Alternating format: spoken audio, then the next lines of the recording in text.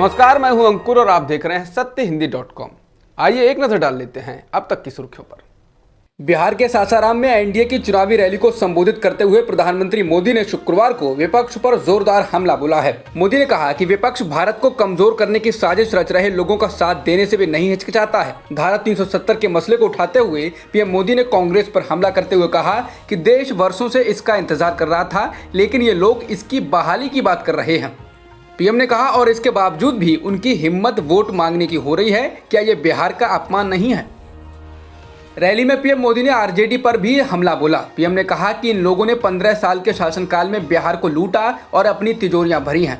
जब बिहार ने इन्हें बेदखल किया और नीतीश जी को मौका दिया तो ये बौखला गए। प्रधानमंत्री ने कहा कि इन लोगों ने 10 साल तक यूपीए की सरकार में रहते हुए बिहार के लोगों पर अपना गुस्सा निकाला।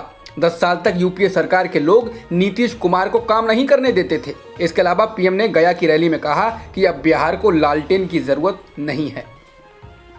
जम्मू कश्मीर के पूर्व मुख्यमंत्री महबूबा मुफ्ती ने प्रधानमंत्री मोदी पर निशाना साधा है। महबूबा ने कहा है कि आज बिहार में वोट बैंक के लिए पीएम मोदी को अनुच्छेद 370 का सहारा लेना पड़ रहा है। जब वे चीजों पर विफल होते हैं तो वे कश्मीर और 370 जैसे मुद्दों को उठाते हैं। वो वास्तविक मुद्दे को छूना भी नहीं चाहते हैं। इसके साथ ही उन्होंने ये भी कहा कि जब तक वो हमारे हक यानी 370 को वापस नहीं करते हैं तब तक उनको चुनाव लड़ने में दिलचस्पी नहीं है। राजद प्रत्याशियों के पक्ष में चुनावी सभा को संबोधित करने नवादा के हिसुआ पहुंचे कांग्रेस के पूर्व अध्यक्ष राहुल गांधी ने पीएम मोदी पर जमकर प्रहार किया। राहुल ने लोगों से पूछा, आपको मोदी जी का भाषण कैसा लगा? इसके बाद राहुल ने कहा कि जब बिहार के युवा सैनिक शहीद हुए उस दिन पीएम ने क्या किया? प्रधानमंत्री ने सेना का अपमान किया। उन्होंने कहा कि पीएम ये बताएं कि चाइना को हिंदुस्तान से कब बाहर करेंगे। राहुल के साथ सभा को संबोधित करते हुए तेजस्वी यादव ने कहा कि पहली कैबिनेट में मेरी कलम 10 लाख नौजवानों को रोजगार देने के लिए चलेगी। उन्होंने कहा कि बिहार में घूसखोरी बड़ी है, बिना घूस के कोई काम नहीं होता है। 15 साल में बिहार में क्या हुआ ये सबको पता है। जिनके पास रोजगार था उनसे भी मोदी नीतीश ने छीन लिया। तेजस्वी ने कहा कि नीतीश जी से बिहार संभलने वाला नहीं है। उन्होंने कहा कि जिसने 15 साल काम नहीं किया उसे 5 साल क्या देना।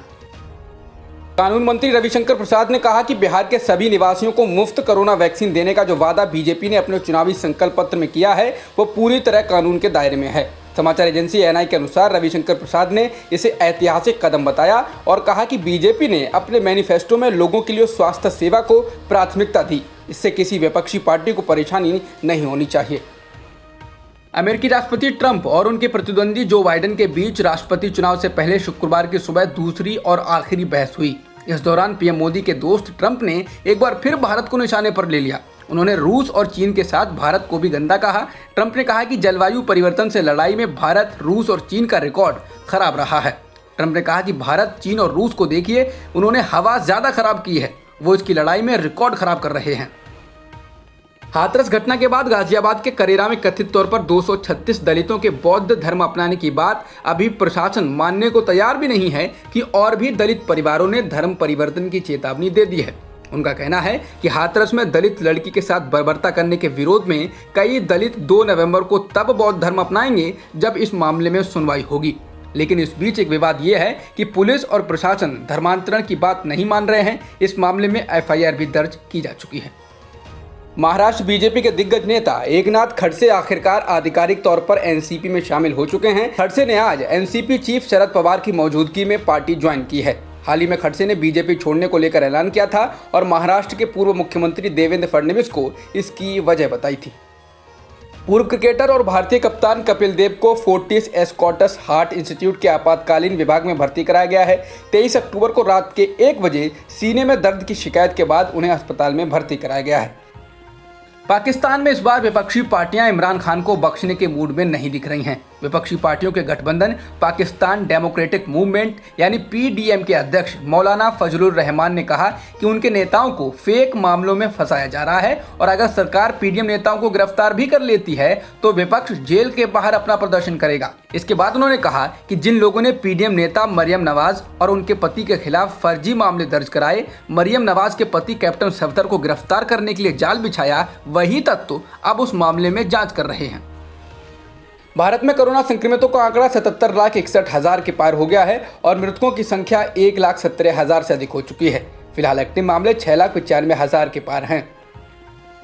जॉन्स हॉपकिंस यूनिवर्सिटी के अनुसार दुनिया में कोरोना संक्रमितों का आंकड़ा 4,17,91,000 के पार हो गया है और मृतकों की संख्या 11,38,000 के पार हो गई है। वहीं वर्ल्डोमीटर्स वेबसाइट के मुताबिक दुनिया में अब तक 3,11,00,000 से अधिक लोग ठीक भी हो चुके हैं। जॉन्स हॉपकिंस यूनिवर्सिटी के अनुसार अमेरिका में संक्रमितों की संख्या 84,11,000 के पार हो गई है और मृतकों की संख्या 2,23,000 के पार हो चुकी है। इसके अलावा ब्राजील में कुल संक्रमितों का आंकड़ा 53,23,000 के पार हो गया है और मृतकों की संख्या 1,55,000 के पार है।